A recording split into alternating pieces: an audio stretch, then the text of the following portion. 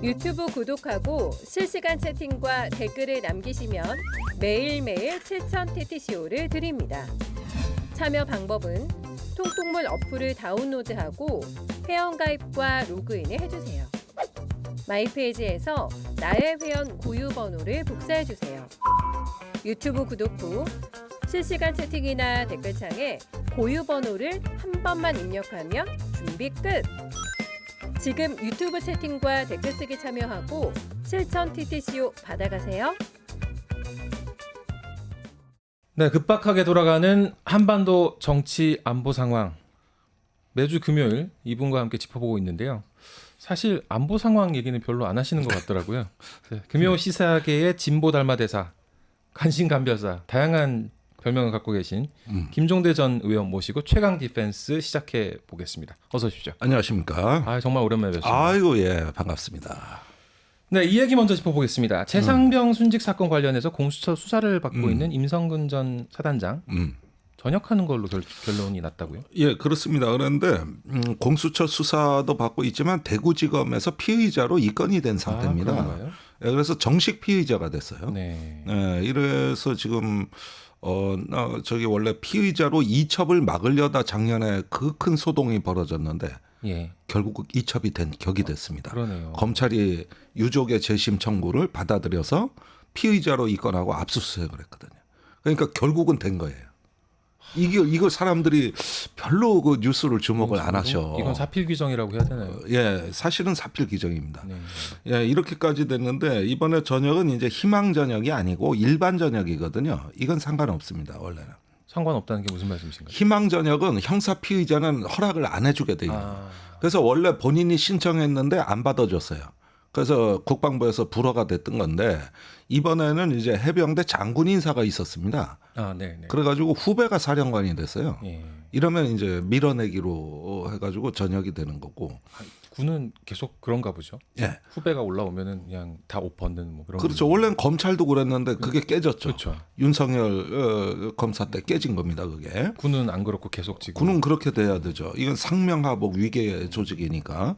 그랬는데 그 임성근 단장하고 김계환 사령관이 그동안에 꾹 눌러 버티고 있는 바람에 후배의 인사 적체가 대령들의 불만이 폭발 직전까지 갔었습니다.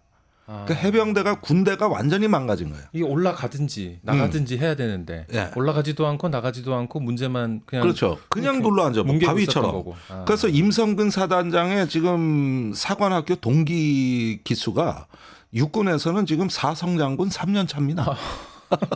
근데 여긴 투수다가 저 기수가 앉아 있는 거예요. 예. 이래가지고 됐고 원래 대통령이 그 작년 7월에 그 최상병 사건이 있기 전에는 차기 사령관 감으로 낙점을 찍고 그렇죠. 케어하던 네, 네, 네. 이런 사람인데 결국은 피의자로 불운의 전역을 하게 됐다. 일반 전역이라는 거는 그 뭐 희망한 것도 아니고 예. 당연히 지금 직업군이니까 뭐 기간이 끝난 것도 아니고 단 이제 밑에서 후배가 그렇죠. 인사에서 자기를 앞지르게 되면서 그러면 옷을 벗게 보직이 되는. 없어지거든요. 아. 요즘 군인들은 보직이 없으면 자동 전역입니다. 아주 가혹합니다. 장군 경우에 그래요. 냉정하네요. 임원들 옷 벗는 것도 뭐 그런 느낌이네요. 예, 그래서 이제 대구지검에 피의자로 어떻게 될지 요즘 공수처가 식물 기관이 되다 보니까 거꾸로 공수처가 대구지검에 압수수색을 당합니다. 이 사건으로. 공수처가 이 사건 굉장히 열심히 수사했지 않습니까? 그러다 멈췄어요. 예. 얼마 전부터 대통령이 인사재갈 안 해주니까 완전히 올스톱돼 있는데 그 사이에 대구지검이 이 사건을 이제 정식으로 재심을 받아들여 가지고 수사에 착수해서 지금 공수처를 압수수색했는데 그 압수수색한 이유가 임성근 사단장의 휴대폰 포렌식 자료를 구하려는 거였습니다. 임성근 사단장의 포렌식 자료는 공수처가 갖고 있죠. 있으니까 예. 그거를 입수하기 위해서는 뭐 수사 협조 이렇게 하면 안 되는 거고 그냥 압수수색을 해야 되는 건가 보죠. 압수수색 해버렸어요 그냥. 지금 그래가지고 둘이 또 이제 아주 뭐 이게 끝이 없어 이게. 어떻게 될지는 좀 두고 봐야 될 것 같습니다. 김계환 사령관도 전역을 하나요? 김계환 사령관도 이제 사령관 임기가 다 돼가지고 네. 여기도 자동 전역. 사령관은 임기가 있군요. 예, 그런데 다른 군대는 다 교체가 됐는데 임기를 안 마친 상태에서 해병대는 김계환 사령관을 잡아두고 있었죠. 임기가 얼마나 되나요? 지금 2년 다 마치고 조금 몇 개월 더 됐어요. 그런데 저기 아무래도 입을 틀어막으려고 전역 지원서를 몇 번 냈는데 안 받아줬죠. 그리고 잡아둔 겁니다. 잡아놓으면 말을 통제할 수 있으니까. 그렇죠. 예. 지휘권 안에 있으니까. 그렇습니다. 그럼 이제 전역하면은 자유롭게 말을 할 수도 있는 가능성이 생기나요? 약간의 이제 그런 여지가 지금 생긴 거고 이제는 지휘 체계 부담에서 벗어나니까 아무래도 조금 말이 달라질 수 있죠. 군 내부 사정에 빠삭하신 우리 김종대 의원님이 또 네. 기가 막힌 특종들을 내실 시기가 뭐 옛날에 다가오나요? 그런 짓 많이 했는데 요즘은 좀 나이 먹고 그게 잘 안 되는데 이럴 때 이명수 기자 서울의 소리 같은 네네. 이런 사람 하나 투입하면 끝내주는데. 이명수 기자 예, 그런 기자가 아주 좋은데. 상대 취재원이 모두 넘어오게 만드는 그렇죠. 자기 편으로 인식하게 만드는. 예, 맞습니다. 자 그러면은 임성근 사단장과 김계환 사령관의 전역은 뭐 사실 모두 확정됐다. 전역하면은 예, 뭐 보통 전역은 축하를 합니다만 이 전역은 어떻게 해야 될지 모르겠습니다. 예, 명예스럽지 않은 전역입니다. 다음에 어떤 얘기가 들리는지 귀를 쫑긋 세우고 기다려 보도록 하겠습니다. 예. 자 명태균 씨 관련해서도 우리 김종대 의원님하고 말씀을 좀 얘기를 해보고 싶어요. 예, 명태균 씨 관련해서 조은희 의원을 주목한다는 네. 소문이 있었습니다. 예. 그건 뭐 제가 지난주에 방송에서 다 했던 얘기고, 지금 사건의 이제 흐름을 제가 일기예보하듯이 조금 전망해드리면, 이번 주에 조은희 의원은 계속 커질 겁니다. 계속 녹취록 공개. 이번 주 금요일인데. 또 이번 주 그런가 뭐 그러네요. 하여간 다음 주쯤까지. 그리고 오세훈 시장은 많이 나갈 겁니다. 진도가. 예, 많이 나갈 거예요. 그리고 이제 추가적인 카톡이나 이런 것들이 좀 몇 가지 공개가 될 건데 카톡 메시지가 명태균 씨. 예, 명태균 씨 관련해서 지금 그 창원지검에서 네. 명태균 씨 컴퓨터 데스크탑 네네. 그 포렌식에 성공했습니다. 이게 이제 드디어 스모킹 건이 나온 건데 무슨 얘기냐면은 이 그동안에 명태균 씨가 올해 1월부터 검찰이 수사 착수가 됐다 이런 첫 보도가 나간 뒤에 네네. 모든 그 전자기기의 데이터를 다 삭제했어요. 특히 그 중에서도 자기가 3년 동안 쓰던 데스크탑을 그걸 데이터를 삭제하고 강혜경 씨한테 넘겨줬습니다. 좀 처분하라는 얘기가 녹취로 나오기도 했죠. 예, 그랬는데 강혜경 씨가 보니까 깡통 컴퓨터인 줄 네. 알고 버리기는 아깝고 집에 갖다 놓은 거예요. 이거를. 알뜰하시군요. 이제 이 다 자기가 이제 뒷정리를 다 한 거죠. 네네. 그런데 검찰이 압수수색하는 과정에서 강혜경 씨한테 그 컴퓨터를 압수한 거야. 그랬는데 이게 빈 건 줄 알았는데 전부 살아나 데이터가. 그런데 이게 명태균 씨는 황금폰을 갖고 있다는 거 아닙니까? 예. 그걸 갖고 협상용으로 써먹고 그렇죠. 있잖아요. 여차하면 뭐 공개할 것처럼. 그런데 그 지금 갖고 있는 휴대폰은 한 6개월 정도 쓴 거고 과거의 기록은 제3의 핸드폰에다가 저장이 돼 있는 걸로 이렇게 보여지는데 그 사이에 이 컴퓨터 포렌식이 끝나버린 거예요. 이 컴퓨터는 여기에 3년치 기록이 있는 3년치 기록이. 야, 그러니까 이건 명태균 씨한테는 엄청난 타격이에요. 협상 카드가 사라져가고 있어요. 그러네요. 그래서 있는데 여기에서 다량의 카톡 메시지가 무더기로 발견됐는데 이게 검찰에서 다 분석이 안 됐습니다. 그런데 그 중에서 오세훈 시장에 대해서 상당히 많은 게 나오고 그런데 오세훈 시장과 관련해 가지고 어떤 단톡방 같은 게 하나 발견이 됐는데 네. 여기에 국민의힘 중진 의원들이 무수히 많이 접속한 기록이 또 나옵니다. 단톡방에. 네. 그래가지고 이 오세훈 만들기에 우리가 지금까지 알고 있었던 거는 여론 조작을 뭐 해서 예. 또 어떻게 뭐 후보 단일화 할 때 룰을 어떻게 해서 네네. 뭐 명태균 씨가 책사 노릇을 하고 도와줬는가 보다. 그리고 그 대가로 금품 수수를 김한정이라는 네네. 그 후원회장 역할을 하시는 분으로부터 좀 받았는데 액수가 작아서 의가 상했는가 보다. 요 정도 알고 그쵸, 계시는 그쵸. 거 아니야. 예. 근데 그게 아니라는 거지. 그게 아니고 선거의 모든 과정에 다 개입돼 있고 후보를 만들고 또 나중에 본선에 이르기까지 이런 과정에서 엄청나게 밀착해가지고 이 선거에 관여한 흔적들이 무더기로 나와서 오세훈 시장의 그동안의 해명은 전부 거짓말이 되는 거예요. 뭐 자기가 뭐 경선 때 한두 번 적절하게 봐고 그렇죠. 그래가지고 뭐 했다. 그런데 뭐 김한정 씨가 사고 친 모양이다. 난 모른다. 새빨간 거짓말이 되는 거죠. 이야. 그런 어떤 자료 정황을 알 수 있는 자료가 무더기로 나와서 이제 오세훈 시장이 본격적인 위기에 처할 가능성이 있어 보입니다. 이미 위기에는 처해 있는 것 같고 그 위기가 아니요. 그 정도가 아니고 우리는 뭐 여론조사 뭐 이런 수준으로 하는데 네, 이 네. 명태균 게이트가 사람들한테 주는 묘미라는 게 이런 거예요. 그 예를 들어 50에서 100 정도의 의혹을 가지고 하다 보면은 파일이 양파 껍질처럼 하나 둘 까지면서 200, 300으로 불어나는 거야. 네네. 애시당초 이렇게 가졌던 의혹의 수준이 아닌 거예요. 항상 명태균 게이트는 그런 식으로 진행이 돼요. 그래서 내가 이런 유사 사건을 찾아봤어요.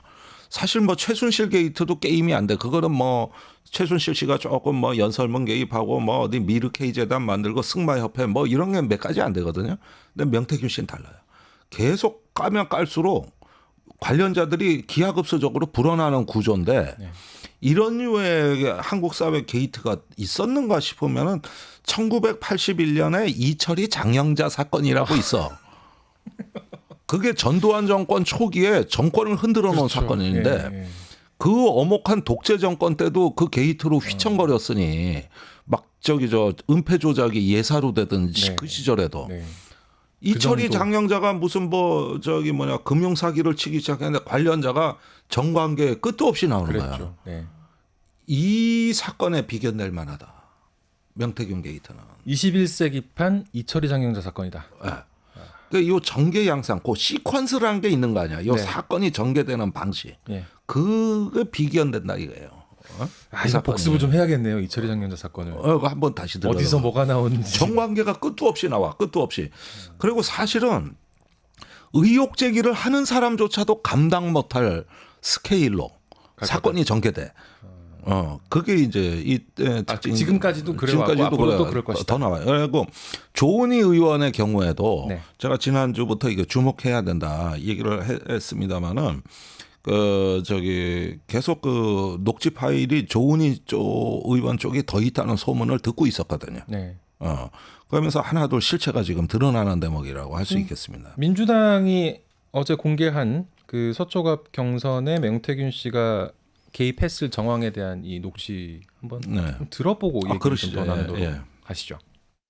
그래 내가 하는 말은 조은이는 원래 거기 들어가지도 못해요. 내가 그 작업한다고 작업도 해줬지. 그래가 페널티 20% 뗄 거를 5%밖에 안 때렸잖아. 그래가 1차 그 5회 결선 투표 왜 그러냐면 안 줄락 한 거야. 끝까지 조은이는 안 줘야 되겠다. 조은이는 안 줘야 되겠다. 이래갖고 결선 투표 얘기했는데 그거를 내가 조은이한테 내가 몇 가지 가르쳐줬지. 조은이가 그랬지. 서초 시민들의 힘을 보여달라. 뭐냐면 저 조은이를 1차에서 과반을 넘는 승리를 안겨주세요. 서초 국민들의 힘을 보여주세요. 제가 거기에 보답하겠습니다. 내가 시킨 대로 다 문자 다 보냈지. 그러니까 사람들이 보고 조은이가 1등이네. 근데 저기 과반도 1차에 그냥 5명이 과반을 넘는다네. 그래가 내가 지한테 했지. 과반 넘는다. 그럼 페널티 5%니까. 그래가 56%를 받아야 돼요. 지가 이기려고. 5명 중에 지금 다 빡빡하잖아. 국회의원 데리고. 그런데 과반을 넘었잖아. 지가 3시간 전에 개표 사실 3시간 전화 와서 1등인 것 같은데 기자가 1등인 것 같은데 과반이 안 될 것 같아. 진짜 잘 막 하면서. 개표하자마자 울면서 전화 왔다. 그랬더니 전화가 왔어. 김영선이. 전화가 조은이하고 통화를 했는데 명박사 시키는 대로. 그래서 내가 조은이가 딱 두 마디도 안 한다. 조은이 딱 되고 나서 울면서 전화 왔대요. 그럼 다음날 제가 맨날 100번도 옥옥 더 업고 다닌다 했는데 그래서 조은이 어떡하잖아. CEO 공천 2개 있는데 서초 갑에 내보고 2개 중에 1개 선생님 드리겠습니다. 선생님 아무나 추천하세요. 그럼 제가 하겠습니다. 조은희 의원이 은혜를 입었다라면서 그에 대한 대가 보답으로 시의원 한 자리. 한 자리 두 자리 있는데 한 자리 공천권을 음. 명태균 씨한테 주겠다. 네. 어떻게 들으셨습니까? 아니 그래서 실제로 대구에 활동하신 분이 공천 신청을 합니다. 서울시의원 네, 이 네. 지역에 서초에. 그런데 공천이 안 됐어요, 사실은. 그러나 그 얘기 듣고 한 것 같아요. 그러면은 요 사건에서 이제 핵심 포인트만 짚어드리자면은 첫째는 그때 그 서초갑의 당협위원장은 전희경 의원입니다. 네. 이 경선이 있기 한 달 전에 임명이 된 거예요. 원래는 윤희숙 의원이 아니, 있었는데 사퇴해서. 사퇴를 하면서 무슨 네. 저 아버지 재산 때문이었나요? 그렇습니다. 그런 의혹이 불거지면서 사퇴를 하고 음.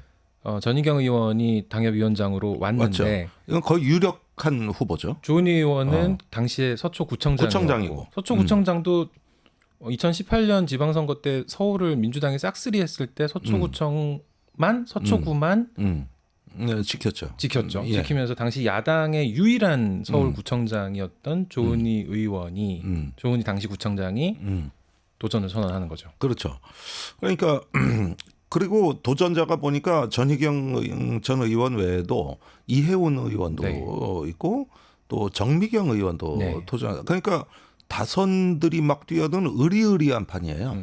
그런데 이제 조은희 그 당시 구청장은 이렇게 현직에서 그 사퇴를 하고 국회의원에 출마하겠다는 얘기니까 이런 경우에 웬만한 당들은 다 만류하거나 주저앉힙니다. 그 자리를 있을 수 없는 일이거든요. 내놓는 건데. 아니 공직자가 이 자리에서 최선을 다해야지. 뭐 공직을 박차고 나와? 네. 이래가지고 페널티를 줘야 되는데 그게 20%를 5%로 낮췄다. 이렇게 되면은 이제 이때 그 이준석 대표나 아니면은 그 당 지도부에게 어떻게 로비를 했는가가 일단 핵심 포인트가 되는 거고 일단 조은희한테 유리한 그 판을 짜준 건데 첫 번째가 룰을 바꾼 거거든요. 룰이 원래는 20%이 깎여야 되는 건데 5%만 깎는 5%만. 걸로 이게 바뀌었다는 거죠. 근데 명태균 씨는 그걸 자기가 했다고 주장을 자기가 하고 했다는 있고. 거죠. 그러면은 이거는 당시 공관이 당 지도부 다 문제됩니다. 전부 다 문제되는 거예요. 두 번째는 그러면 5% 페널티를 준다. 뭐 약하잖아요. 네. 그런데 이게 1차에서 과반수를 못 얻으면은 2차 결선 투표로 가거든요. 네. 네. 그런데 1차에서 끝내려면 5% 페널티 받은 거 플러스 50% 하니까 무조건 56%를 득표해야. 그렇죠. 그러면은 51%로 과반수가 되는 것 네. 같아요. 5% 빼더라도. 근데 진짜 56%가 됐죠. 나와서. 진짜 56%가. 네. 딱. 유력 후보도 아니고 그런데 나 다른 진짜 사람 56%야. 빵빵한 사람들이 많은데. 아니 이혜훈, 전희경, 정미경을 제끼고 아무리 현직 구청장이라 하더라도 네. 아무리 자기 조직이 있다 하더라도 무슨 관권 선거를 하지 않는 이상 어떻게 56%를 얻습니까? 그랬는데 56% 얻어야 된다 그러니까 진짜 56%가 딱 나온 거야. 그렇죠. 심지어 조은희 본인도 안 믿었어. 아까 녹취록에 나오지만 1등은 되더라도 과반은 안 될 것 같습니다. 네. 그랬는데 그런데 되거든. 그러니까 56% 딱이에요. 그러면 여기에서 우리가 동원 가능한 수단이 뭔가를 봐야 되겠는데 그 경선이니까 당원 투표 아닙니까? 그렇죠. 당원들 투표를 하는데 이 당원 명부가 그때 명태균 손에 있었단 말이에요. 그러면은 지금까지 우리가 여론 조작할 때 어떤 수법을 봤습니까? 먼저 당원들의 성향을 파악하죠. 성향 파악을 다 해놓는 거죠. 그런 다음에 지지하지 않는 당원들한테는 여론 조사를 위장한 전화를 몇 번 보내는 거죠. 그러면서 당원 투표를 나는 했다고 오해하게 하고 진짜 전화가 갔을 때는 난 했다고 생각하고 끊어버리는 거죠. 다 안 듣고. 여러 가지 기상천외한 게 있을 수가 있거든요. 명태균 씨 사건이 지금 막 이렇게 나오면서 우리가 알게 된 것들. 알게 된 것들. 자, 이렇게 해가지고 진짜 56%를 딱딱 갖다가 그냥 제대로 때려버리죠. 네. 네. 이렇게 한 것이고 그 다음에 세 번째가 이제는 조은희 의원은 명태균 씨의 능력을 절대적으로 신임하게 됩니다. 네. 룰을 바꿔 당원 여론을 만들어 이렇게 되니까 이제는 제가 가진 걸 다 드리겠습니다. 그래서 시의원 2개 중에 1개 가져가세요. 이 발언이 나오는데 이거야말로 어떤 아무리 사적으로 도움을 받았다 할지라도 이제 공과 사의 경계선이 완전히 무너지는 대목이에요. 완전히 이제 보훈 공천에 그렇죠. 그런데 이 경선 룰은 그대로 유지가 돼가지고 뜻을 이루지 못한 거지. 주려고 했던 그 사람한테 안 간 네, 거예요. 네, 네. 그건 경선 룰 때문에 그런 게 아무리 그래도 그렇지 대구에서 듣보잡이 와가지고 어떻게 서울시 의원을 합니까? 그러니까 이거는 처음부터 안 되는 기획이었어요. 그래가지고 말은 그거는 했지만 왜 그렇게 총명하게 기획을 못했을까요?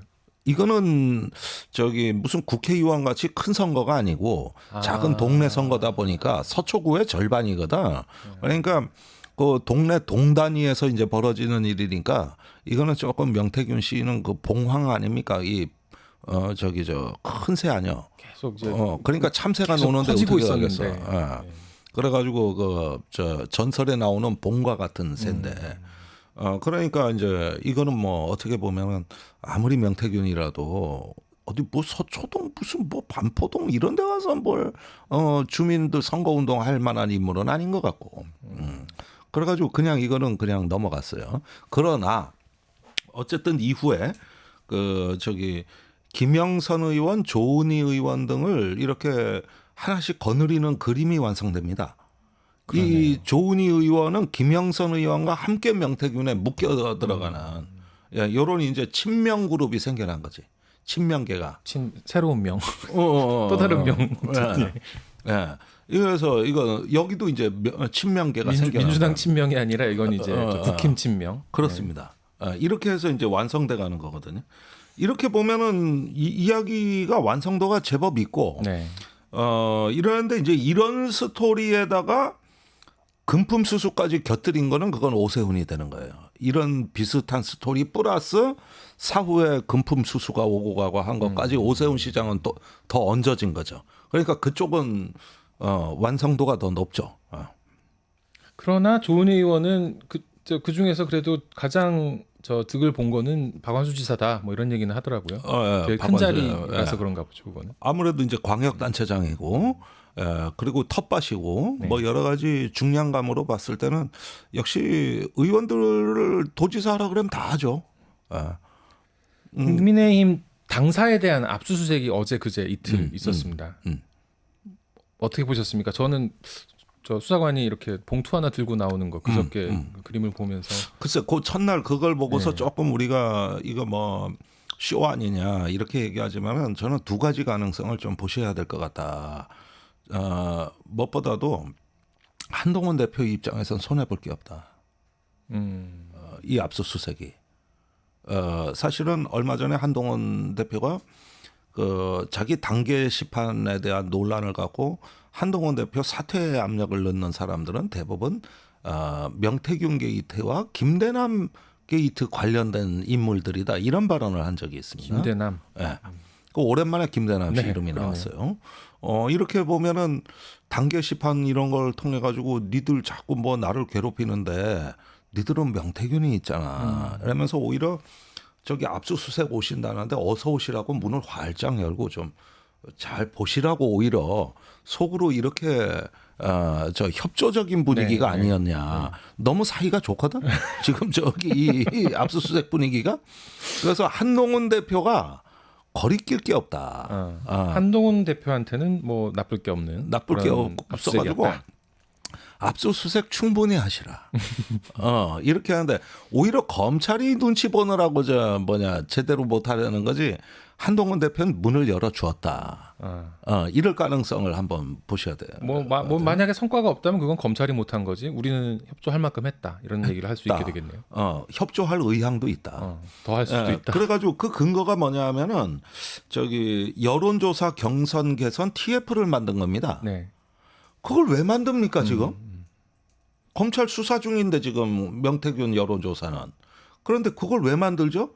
문제점이 있다고 본 거 아닙니까? 그러니까 TF를 발족했어요.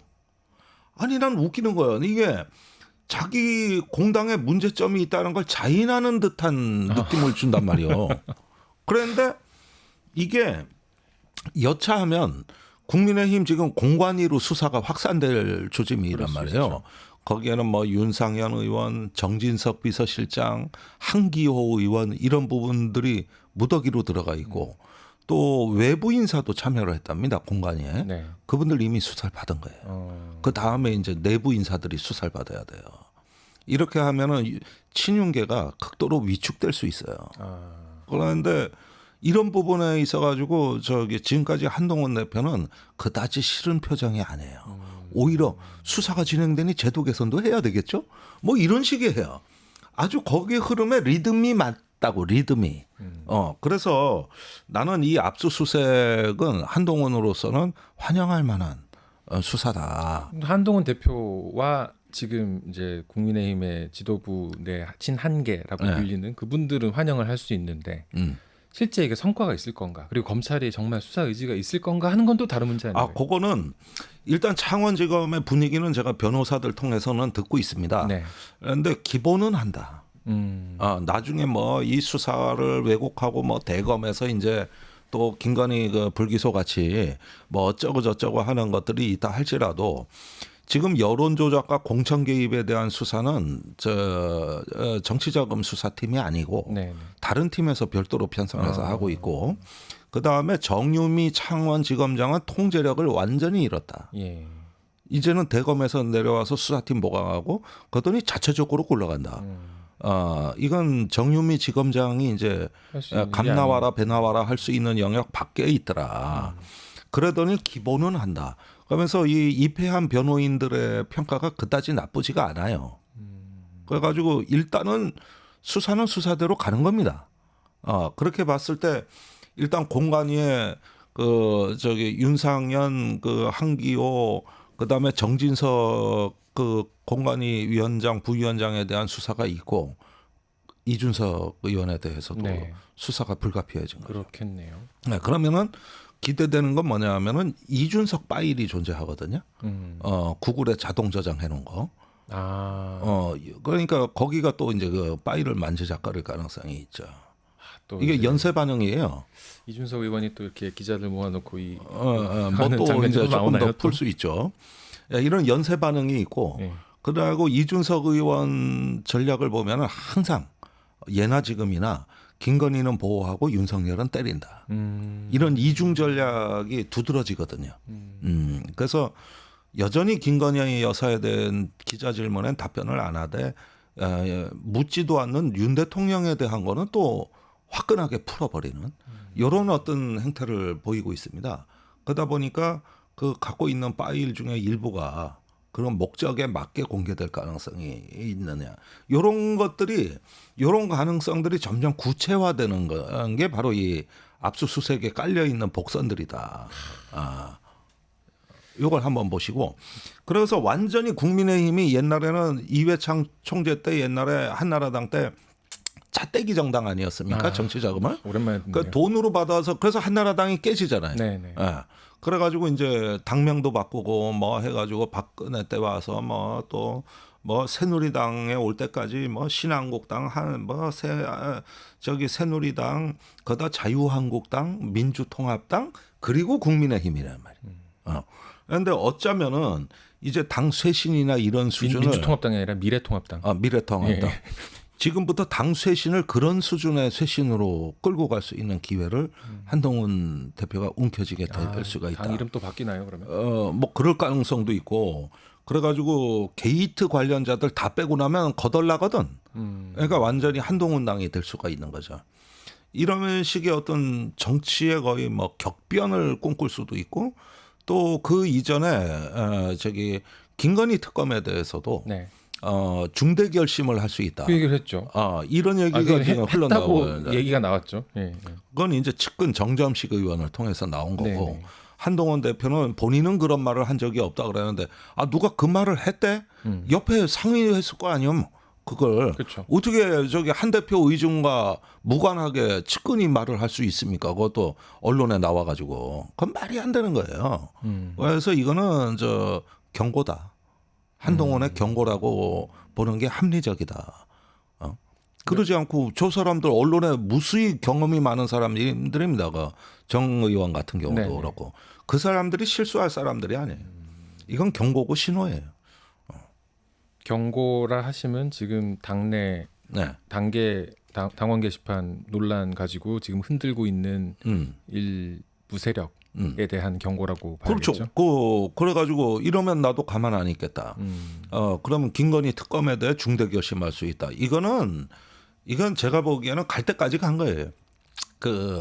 일단 지금 그 감정 싸움을 하는데 김건희 여사의 고모와 저 한동훈 대표의 배우자, 장인, 장모가 참전한 것처럼 돼 있다고. 네네. 물론 직접 다 그분들이 하진 않았겠지만. 그래서 가족 간에 이제 직접은 그 아니라고 보시는군요. 아니 뭐 배우자는 가능성이 있다고 보는데 장인 장모까지는 어떻게 사부인까지 사돈까지 모셔와. 그건 좀 약간 한국 상식적이지 사회 않다. 정서 모르지 뭐 사위가 지금 차기 대통령 돼야 되는데 내가 가만히 있을 수 있냐? 뭐 장인 장모가 그래서 의용군으로 참전했을지는 몰라도 그건 뭐 확인된 게 아니니까 그랬는데 이제는 이 감정 싸움하는 양상을 보면 그 저기 가족이 이렇게 뛰어든다는 건 뭐냐면은 그게 평소의 분위기였다는 거죠. 누가 제일 그 저 당대표 한동훈 대표의 정서를 잘 알겠어요. 가족입니다. 그리고 우리 남편이고 우리 아버지고 그리고 저쪽은 또 저기 김건희 여사가 조카 아니요 조카 고모니까 조카 아닙니까? 그러는데 불쌍한 우리 조카가 말이야. 지켜주지도 않는 저런 나쁜 놈. 그래 벼락맞아 돼질 집단이라고 그랬는데 내가 보니까 이거는 이제 갈 때까지 간 거예요. 이 감정적인 앙금은 회복이 안 돼. 이게 그럴 생각조차도 없어. 최소한 한동훈 대표 가정은 화목한 것 같네요. 또 뭉치네요. 뭐 이제 본가와 저기 처가까지 처가까지 해가지고 아니 그러니까 이 보수 정치에서 말이에요. 미국에서 지금 신보수주의가 유행하고 있거든요. 네. 이제 트럼피즘이라 그러는 게 과거엔 이념이 없었다고. 근데 요즘은 이념적인 체계를 갖고 있다고 트럼피즘이. 그걸 신보수주의라 그러는데 네. 거기서 강조하는 게 개인의 자유가 아니에요. 그건 너무 과도하게 강조하지 말고 교회, 가족, 지역이에요. 그런데 요즘 한국의 보수가 이제 가족 정치, 가족 국가로 진화하고 있다. 이게 트럼프 시대에 맞는 리더십을 우리가 보여주고 있다. 이게 한국의 신보수주의 아니냐 이거예요. 김건희 여사 고모 얘기 좀 하시죠. 예. 그 김혜선 목사라는 분 예. 사실 2022년 대선 때 그 주술 논란이 막 벌어졌을 때 김건희 씨가 얘기하는 그 도사라는 사람이 바로 나다라면서 나 근데 목사야. 내 그 주술 뭐 이런 거 아니고 내 조카는 주술보다는 성령에 훨씬 가까운 그런 독실한 아이야. 무슨 주술이야라고 해명하면서 등장했던 인물이기도 합니다. 난 그거까지는 내 눈여겨 못 봤는데 아니 요즘은 남의 가족들도 다 감시하나 봐. 뭐 심지어는 김건희 여사 고모를 어떻게 찾아? 우린 그런 인물이 있다는 것도 몰랐다고. 그때 그 등장을 했기 때문에 이번에 약간 이제 그래서 찾아내기가 쉬웠던 거라고 볼 수 있겠죠. 예. 어쨌든 요즘은 유튜버들이 이제 가족의 IP까지 다 추적하는 시대니까 그렇게 이해한다 손치더라도 아니 무슨 목사가 남의 집안을 보고 벼락마저 돼질 집단이라고 그걸 얘기해. 잘 모르겠어요. 이게 목사의 언어입니까 이게? 목사가 뭔 이런 말을 써? 뭐 그 벼락이 누구한테서 오는 것이냐 따져본다면 종교적으로 해석할 수도 있긴 하죠. 그러니까 이건 무슨 요즘은 무슨 종교인이 이렇게 얘기한다는 게 난 너무 충격적인데 거기에다가 이런 식으로 해가지고 이걸 갖고 신지호 의원이 얘기하니까 한 방 더 때려요. 그래서 뭐 그러면 여자를 갖다가 쇠사슬에 묶고 뭐 집에다가 발목 채워야 되느냐. 이거 김건희 여사 얘기고. 그다음에 깔려면 제대로 깔아. 이게 무슨 뭐 목사 성직자는커녕 무슨 동네 시정 자빼도 안 하는 얘기들을 갖다가 이렇게 떠들지를 않나 뭐. 그런데 한동훈 대표 자기 이름으로 올라간 그 게시물도 삼삼하거든 사실은. 네, 그렇죠. 그리고 나머지는 신문 사설 뭐 기사를 링크하고 올린 거라 그랬는데 내용을 보면은 그 기사가 있을 때 그 밑에 댓글이 있잖아요. 네. 그것도 올렸다고 별도로 그걸 하나. 그러면 댓글이 어떻게 기사입니까? 그렇죠. 거기에 어떻게 막말이 없습니까? 그러니까 이건 신문 사설에서 나온 거라 그래가지고 뭐 대수롭지 않게 얘기를 하는데 신문 사설 칼럼이라도 거기에 있는 댓글은 다른 거예요. 그럼요. 그것까지 다 문제 없는 걸로 지금 얘기하고 있거든요. 그러니까 속 보이는 거예요. 이게 얼마나 지금 저기 감정적으로 꽁한 마음으로 저기 이렇게 어떤 미움의 감정으로 어떻게든 상대방을 모욕할 기회를 노리느냐. 네. 이걸 다 찾고 있는 것들이에요. 이게 보면은 저기 일종의 어떤 저질스러운 감정 싸움이다. 그리고 그건 회복이 잘 안 된다. 정치가 점점 저열해지고 있다 이런 말씀이시네요. 그래서 어제 천주교 정의구 의원 사제단이 낸 시국 성명에도 사람이 어찌하다 이래 됐는가. 이게 참 맞아. 그러니까 옛날 공자님 말씀처럼 사람이 사람다워야지. 임금은 임금답고 신하는 신하답고 아버지는 아버지답고 자식은 자식답고 그러면서 사람다움을 얘기하더라고 종교인들은 또. 네. 참 사실은 이런 것들은 어떤 정치 평론가들이 공방하는 것도 아니고 그냥 대절하고 싸우는 건데 참 세상에 이런 시정 잡배 같은 판이 어디 있습니까 이 세상에. 그래. 조중동 정치판에서. 같은 그 보수 매체들에서도 이 막장이다. 네. 그만해라. 이런 이야기를 이런 메시지를 좀 내고 있습니다. 친윤 친한 국민의힘 당내 갈등 뭐 즐기고 계신 건 아닐 거라고 생각하고요. 이거 사실 참 사람들 다 피곤하게 만드는 그런 건데 이거 어떻게 될 거라고 보십니까? 조중동이 지금 시국이 이런데 그래 겨우 단계 싸움이냐 이런 얘기를 다 썼고 이제 보수가 몸이 달았죠. 거기에다가 한동훈 대표도 최근에 민생 발표를 하고 났는데 민생 발표한 건 부각이 안 되고 단계가 뉴스가 압도해 버리니까 자기도 이제 곤혹스러워한다 이런 얘기를 하는데 자 이렇게까지 오기 전에 막을 기회가 여러 번 있었거든요. 얼마든지 봉합하고 정치적으로 해결할 문제였는데 아니 단계 시판을 표현의 자유라 그러면서 자유민주주의 체제에서 그걸 어떻게 처벌하냐 이래 얘기를 하는데 아니 학교에서 학생이 그러면은 선생님 수업하는데 떠들고 자빠져자고 이래도 되는 겁니까? 그 표현의 자유고 잠잘 권리가 있는 인권이라고 얘기해야 되는 겁니까? 학교는 학교의 법이 있는 거고 당에는 당의 법이 있는 거예요. 그 책임자가 본인이에요 한동안. 그러면 교장 선생님이 와서 개입을 해야죠. 그래서 학교의 질서를 잡아야 될 거 아니에요. 그러지 와서 이걸 경찰에 고발합니까? 학생을 그건 학교에서 책임지고 하는 거예요. 당의 문제는 당의 대표가 이걸 책임을 지고 문제를 수습하고 갈등의 소지를 해결을 하느라고 그 자리에 있는데 자유민주주의? 표현의 자유? 이렇게 해버리면 그래 그게 이제 또 다른 분란의 시작이 돼가지고 지금 김민전 의원이 치받은 게 바로 그러면 나를 사퇴하라고 한 건 왜 처벌 안 합니까? 이렇게 치받고 네. 난리가 난 거 아닙니까? 그러니까 해결할 생각이 없다는 거예요. 그리고 이런 자리가 대표라는 자리가 그런 거 해결하고 정치적으로 해결책을 내는 이런 자리라는 그 자체를 인정을 안 해요. 그냥 내가 공격받았다는 거예요. 그리고 이게 왜 위법이냐는 거예요. 아니 그런 식으로 다 법 따지면은 학생이 선생 고발하고 선생이 학생 고발하고 그걸로 다 끝내지 뭐하러 윤리위가 있고 징계위가 있고 단기위가 있습니까? 자체적으로 해결하려고 만든 기관들 아닙니까? 근데 다 무력화되고 법에 어긋난 거 없다 이래버리면은 이런 무책임한 당이 어디 있습니까? 그래가지고 저거는 제가 보기에 단계 시판 논란이 본질이 아니라 이건 나를 쫓아내기 위한 공작이 시작된 거다. 김옥균 프로젝트가 가동 중이다. 이렇게 전제해 놓고 싸우는 거거든. 네. 지금. 그러니까 이상해 보이지 우리가 보기에. 그럼 이게 결말은 어떻게 되나요? 이런 경우에는? 계속 가는 거예요. 이런 식으로. 예, 그런데 쫓아낼 방법이 없거든요. 지금. 한동훈 대표를 쫓아낼 방법이 없어요. 그래서 아주 장기 소모전의 양상으로 갈 것이다. 밖에서는 이철희 장영자 스케일의 게이트가 지금 그거 이제 꿈틀거리고 이 있죠. 당을 흔들고 있는데 예. 안에서는 리더십, 당 대표 리더십이 갖은 도전을 받으면서 계속 또 흔들리고 있고. 그렇죠. 그러니까 이제 국민의힘은 헤어질 결심을 서서히 하는 것 같습니다. 어떤 시점의 문제이지 사실은 이제 같이 갈 수 있는 집단은 아니에요.